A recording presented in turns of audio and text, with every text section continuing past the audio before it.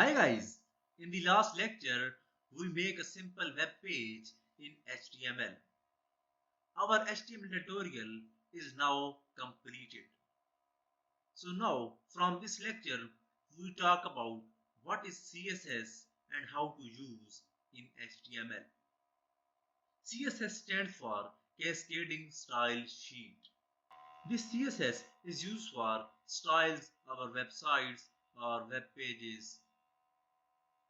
Basically, we do CSS in three ways. First one, internal CSS. The second one, external CSS. And the third one, inline CSS. Basically, we talk on in the next lecture one by one.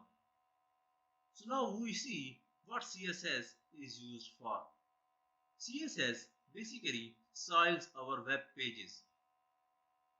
So you here see a headings. We can change the color of text, change the background color and embed any image in the backgrounds, change the image size, width, height and their styling, any font families we use and their styles and much more. So here we end this lecture. In the next lecture we talk about the CSS in more details. So subscribe our channel and hit the bell icon. Thanks for watching.